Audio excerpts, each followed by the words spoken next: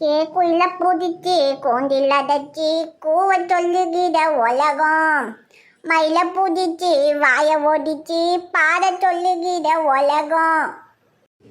ஏட்டா பாடக்கூட முடியலையே, வாயெல்லாம் வலிக்கே. வசந்திக்கே, இதியா இருக்கே அமுதா வீட்டில் பொங்கலுக்கு வெள்ளையடிச்சாப்புல ஒரு உருவம் உட்காந்துருக்கு. தெரியல சின்ன பொண்ணு, பார்க்க நல்ல வயசானவங்க மாதிரி இருக்காங்க. ஒருவேளை மரகதம்மாவுடைய அக்காவோ இல்ல அம்மாவோ யாராவதா இருக்குமோ? இருக்குமா இருக்கும், இரு கேட்டு பார்ப்போம். பாட்டி பாட்டி உங்களை தான். ஏக்கே, என்ன கூப்பிட கூப்பிட கிளவி கேட்காத மாதிரி உட்காந்துருக்கு. ஒருவேளை கிளவிக்கு ஸ்பீக்கர் அவுட்டாக இருக்குமோ? இருக்கும் சின்ன பொண்ணு, பாவம் வயசா இருக்குல்ல, கொஞ்சம் சத்தமா கூப்பிடு. சரிக்கே. ஏ பாட்டியோ, இது எவட்டியவா? நடு வீட்ல வந்து பாட்டியோ கோட்டியோன்னு கோட்டி பிடிச்சவளுங்களா? எதுக்கு இப்படி கத்திட்டு கிடக்கீங்க? காது ஜம்ம கிழியுது. யாருக்கு பாட்டி பாட்டின்னு கூப்பிட்டு கிடக்கீங்க? இங்க எந்த பாட்டிக்கு இருக்காவா? ஐயோ அம்மா மன்னிச்சுக்கங்க, நீங்கள் யாருன்னு தெரியல, அதான் பார்க்க புதுசாக இருந்தீங்க, வயசானவங்கன்னு நினச்சிக்கிட்டு பாட்டின்னு சொல்லிட்டோம். நீங்கள் யார், மரகதம்மாவுடைய அக்காவா? ஐயோ அக்காவெல்லாம் ஒன்றும் கிடையாதும்மா, மரகதைய மாவா, நான் அவளுக்கு அம்மா. பாத்தியா சின்ன பொண்ணு கிழவிக்கு கொடுப்ப, மரகதம்மாவுடைய அம்மாவா. அப்புறம் இதை பாட்டின்னு கூப்பிடாம பின்ன பியூட்டினா கூப்பிட முடியும்? அதான் பாருக்க.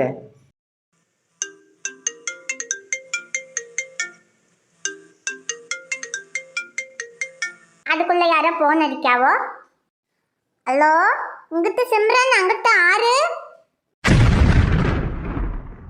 அதுச்சி கோட்டி பிடிச்ச பயலுவா, சும்மா போனை பண்ணி ரீசார்ஜ் பண்ணுவோங்கிறாவோ. ரீசார்ஜ் பண்ணி தானே வச்சிருக்கு, திரும்ப திரும்ப என்னதுக்கு போன் பண்றாவோன்னு தெரியல. எத்திரலா, இன்னும் நீங்க போகலையா? என்னம்மா வேணும் உங்களுக்கு? அது ஒன்றும் இல்லைம்மா, உங்கள் பேர் என்னமோ சொன்னீங்க, அது எங்கள் காதில் ராங்காக விழுந்துட்டு. உங்கள் பேரை கொஞ்சம் சொன்னீங்கன்னா பேரை சொல்லி அம்மானு கூப்பிட்டுக்கிடுவோம். அட என் பேரா? என் பேரு சிம்ரன். எனது சிம்ரனா? ஆமா டி சிம்ரன். அதுக்கு என்னதுக்கு டி சிம்ரனா வாயை பழக்கீங்க? கேட்டியாக்க, இந்த கிழவி பேரு சிம்ரனா?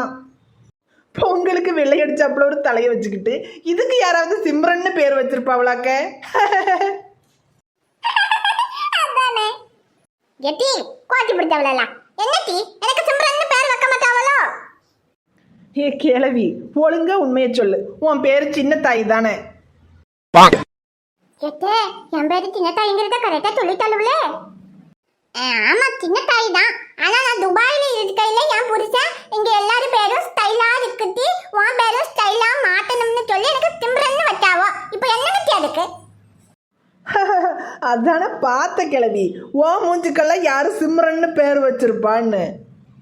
எட்டி வாய மூதுங்கட்டி, சிம்ரன்னு கூப்பிட்டா கூப்பிடுங்க, இல்லாட்டி போய் தொலைங்கட்டி. வந்துட்டான் கொலாய மாட்டிக்கிட்டு. சரி சிம்ரன் பாட்டி, கோவப்படாதீங்க. அமுதா எங்க? அக்கா வாங்கக்கா. அமுதா எப்படிமா இருக்கே? மாசமா இருக்கேன்னு சொன்னாங்க, அதான் ஒரேட்டு பார்த்துட்டு போவோம்னு வந்தோம். நல்லா இருக்கேன்க்கா. என்னம்மா அமுதா, ஆஸ்பத்திரிக்கெல்லாம் போயிட்டு வந்தாச்சா? இல்லக்கா, நேத்து தான் எங்களுக்கே தெரியும். இனிமேதாக்கா ஹாஸ்பிட்டலுக்கெல்லாம் போகணும். ஓ அப்படியா, சரி சரிம்மா. ப்ரெக்னென்சி கார்டு வாங்கி டெஸ்ட் பண்ணி பார்த்தீங்களா? ஐயோ இல்லக்கா, அதெல்லாம் இன்னும் பார்க்கலக்கா. என்னது, அதெல்லாம் பார்க்கலையா? டாக்டர்கிட்டையும் போகல, கார்ட்லேயும் செக் பண்ணலை, அப்புறம் எப்படி அமுதா ப்ரெக்னெண்ட்டாக இருக்கேன்னு தெரிஞ்சுது? அதுவாக்கா, அதே நான் மயக்கம் போட்டு விழுந்தனா, அப்ப பாட்டி தான் என் கையை பிடிச்சி பார்த்துட்டு நான் பிரெக்னெண்டா இருக்கேன்னு சொன்னாங்க. என்னது, பாட்டி சொன்னாங்களா? என்ன அமுதா, நீ எந்த காலத்தில் இருக்க? கார்டில் செக் பண்ணாமல் ப்ரெக்னெண்ட்டாக இருக்கேன்னு எப்படி தெரியும்? என்னக்கா சொல்றீங்க? அட என்ன அமுதா, நீ படித்த பொண்ணு தானே, பாட்டி சொன்னாங்கன்னுக்கிட்டு மாசமாக இருக்கேன்னு நீயும் சொல்லிக்கிட்டு இருக்க. ஒன்று டாக்டர்கிட்ட போய் கன்ஃபார்ம் பண்ணணும், இல்லைன்னா கார்டில் செக் பண்ணணும். அதை விட்டுட்டு பாட்டி சொன்னதெல்லாம் நம்பிக்கிட்டு இருக்கியா அமுதா? அதானே. என்னமா அமுதா, ஒரு கார்டை வாங்கி செக் பண்ணி பாரு, இல்லனா ஆஸ்பத்திரிக்காவது போய் பாரு. அதை விட்டுட்டு பாட்டி சொன்னதை போய் நம்பிக்கிட்டு உட்கார்ந்திருக்க. நாங்கள் எதுக்கு சொல்கிறோம்னா இத்தனை நாள் குழந்தை இல்லைன்னு வருத்தப்பட்டுக்கிட்டு இருந்த இப்போது மாசமாக இருக்கேன்னு சொல்லி இவ்வளோ சந்தோஷமாக இருக்கீங்க. அது உண்மையாக இருக்கணும் பார்த்தியா? கடைசியில் செக் பண்ணி பார்த்துட்டு இல்லைன்னு தெரிஞ்சால் எவ்வளோ வருத்தப்படுவீங்க. அதுக்காக தான் சொல்கிறேன், எதுக்கும் ஒன்று செக் பண்ணி பார்த்துக்கம்மா. ஆமா, இவ்வளவு பெரிய டாக்டர்கள் தொல்லை வந்துட்டாளுவா. என் வயசுக்கு நான் எத்தனை பேரை கையை பிடிச்சி பார்த்து மாசமா இருக்காங்களா இல்லையான்னு சொல்லியிருப்பேன். எனக்கு தெரியாது, வந்துட்டாளுவா. இங்கே பாருமாமுதா, உன்னைய சங்கடப்பட வைக்கணுன்றதுக்காக சொல்லலம்மா. இந்த காலத்தில் மயக்கம் வர்றது, நாள் தள்ளி போகிறதெல்லாம் ரொம்ப சகஜமான விஷயம். அதுக்காக நம்ம மாசமாக இருக்கோன்னு சொல்லிட முடியாது. கார்டில் செக் பண்ணி பார்க்காம டாக்டர்கிட்ட போய் கன்ஃபார்ம் பண்ணாமையெல்லாம் நம்ம மாசமாக இருக்கோன்னு எந்த விதத்துலையும் உறுதியாக சொல்ல முடியாது மாமுதா. அதனால் நீ பேசாமல் டாக்டர்கிட்டயே போய் செக் பண்ணிப்பாரு, அதுதான் சரின்னு எங்களுக்கு தோணுது. ஆமா மாமதா, அந்த காலம் மாதிரியா இருந்தா நாள் தள்ளி போயிட்டா உடனே மாசமா இருக்கும்னு உறுதியா சொல்லிடலாம். ஆனா இந்த காலத்துல அப்படி இல்ல, பிள்ளைங்களுக்கு சாதாரணமாவே நாள் தள்ளி போகுது. அதையெல்லாம் வச்சு மாசமா இருக்கணும்லாம் சொல்லிட முடியாது பத்தியா. சரிக்கா, மாமா வந்துட்டோம், நான் ஆஸ்பத்திரிக்கு போய் பாக்குறேன்க்கா. சரிம்மா, ஒன்றும் கவலைப்படாத, எல்லாம் நல்லதாக தான் இருக்கும். சரியா, நாங்கள் வரோம். வரேன் மாமதா. வரட்டா சிம்ரன்? அடிச்சி கோழி பிடித்தவளுகளா, போய் தொலைகடி முதல்ல. எத்தி மருமவளே, அவளுக்கு சொல்றது இல்ல, நீ ஒண்ணு கேட்டுக்கிடாத. நான் சொன்னா சரியா தான் இருக்கும். உனக்கு புல்லு உண்டானது ஒண்டானதுதான்.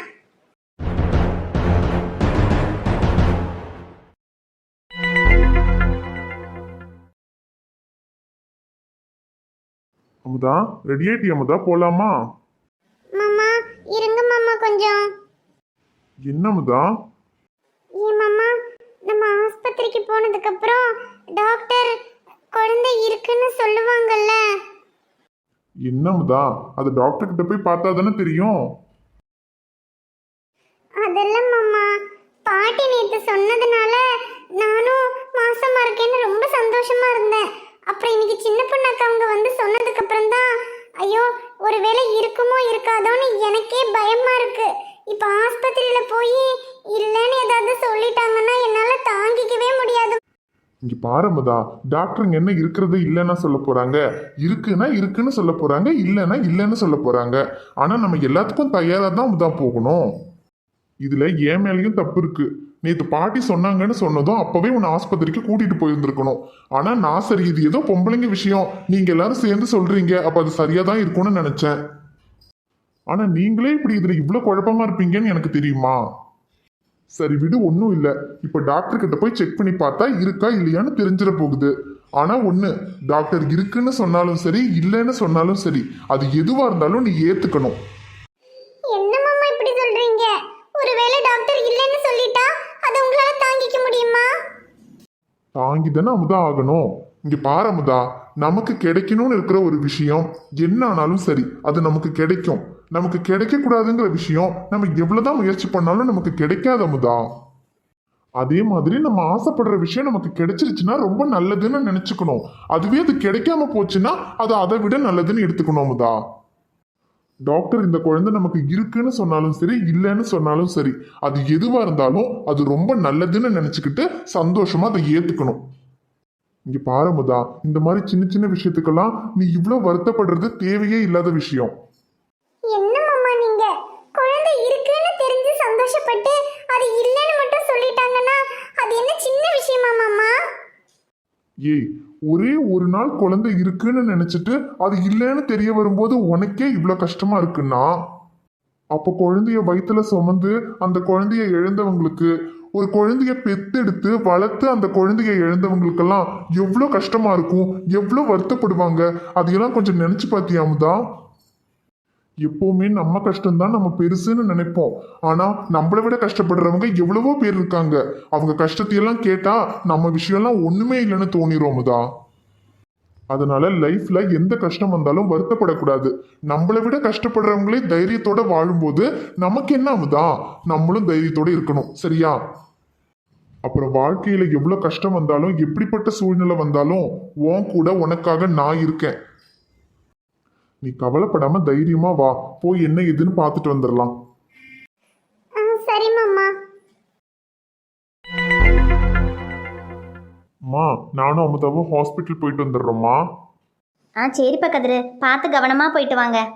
மடி அமுதா, எதுக்கும் கவலைப்படாதம்மா, எல்லாம் நல்லதாக தான் இருக்கும். சரிங்க அத்தை.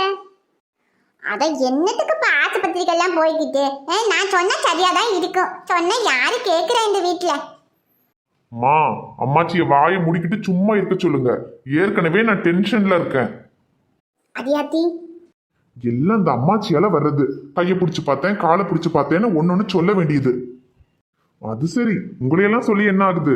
இப்படின்னு தெரிஞ்சதும் முதல்ல நான் ஹாஸ்பிட்டலுக்கு கூட்டிட்டு போயிருந்திருக்கணும். போகாம இருந்தது ஏன் தப்பு தான். என்னப்பா கதிர், அப்படியெல்லாம் ஒன்றும் இல்லைப்பா. இப்படியெல்லாம் தெரிஞ்ச என்ன உடனேவா ஆஸ்பத்திரிக்கு போவாங்க? கொஞ்ச நாள் பொறுத்திருந்து பார்த்துட்டு அப்புறமா தான் போவாங்க. அம்மாச்சி ஏதோ அவங்களுக்கு தெரிஞ்சதுனால இப்படி இருக்கு, அது உறுதிதான்னு சொல்லிட்டாங்க. அப்புறம் இடையில இந்த சின்ன பொண்ணு வந்து அதை இதையும் சொன்னனால தான் அமுதா குழம்பி போயிருக்கா. வேற ஒன்றும் இல்லை. இப்போ ஆஸ்பத்திரிக்கு போய் பார்த்தாலும் டாக்டர் இருக்குன்னு தான் சொல்லுவாங்க, பார்த்துக்க. அப்படி சொல்லணும்னு தாம்மா நானும் நினைக்கிறேன். சரிம்மா, நாங்க போய் என்ன ஏதுன்னு பார்த்துட்டு வந்துடுறோம். ஆனா ஒண்ணு, அப்படி மட்டும் இல்லைன்னு டாக்டர் சொல்லட்டும். இப்போ கதிர், ரொம்ப நேரம் பண்ண வேண்டாம், நேரங்காலத்தோட போயிட்டு வாங்கப்பா. வரோம்மா. எத்தே, டாக்டர் மட்டும் இல்லைன்னு சொல்லிட்டா வந்து என்ன செய்வானோ தெரியலையே.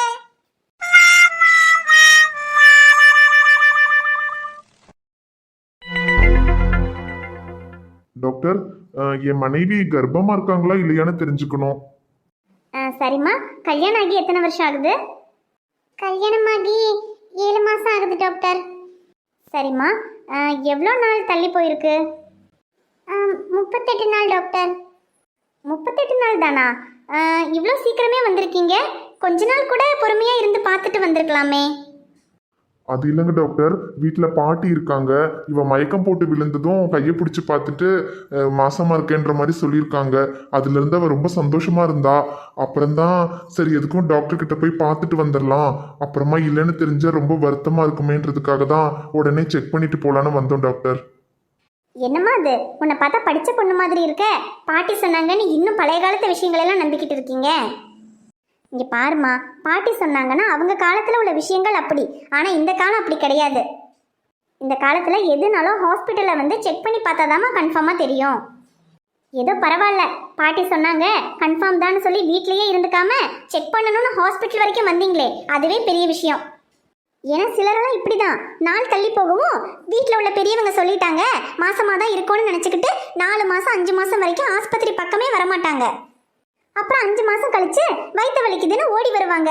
என்ன ஏதுன்னு செக் பண்ணி பார்த்தா வயிற்றுல கட்டியோ இல்லை வேற ஏதாவது பெரிய பிரச்சனையோ இருக்கும். அந்த காலத்தில் ஆஸ்பத்திரிக்கே போகாமல் கூட புள்ள பெற்றுக்குவாங்க, அது அந்த காலம். ஆனால் இந்த காலத்தில் அப்படி இல்லைம்மா. இந்த காலத்தில் ஒரு 40 நாள் 50 நாள் தள்ளி போயிடுச்சுனாலே உடனே ஆஸ்பத்திரிக்கு வந்துடணும். அப்போ தான் நாங்கள் என்ன ஏதுன்னு செக் பண்ணி பார்த்து குழந்தை இருக்கா இல்லையா, இல்லை அது நல்லபடியாக இருக்கா எல்லாத்தையும் செக் பண்ணி சொல்லுவோம்.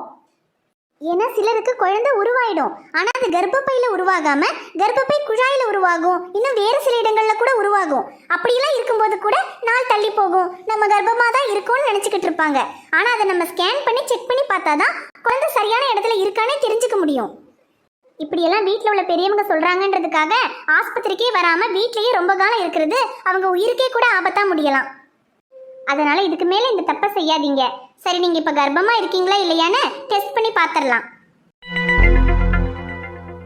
இந்தம்மா, இதில் யூரின் சாம்பிளை விட்டு டெஸ்ட் பண்ணிட்டு கொண்டு வந்து காமிங்க, சரியா? சரிங்க டாக்டர். 1 hour later. ஆமாம், நீங்கள் ப்ரெக்னெண்ட்டாக இருக்கீங்கன்னு யார் சொன்னது?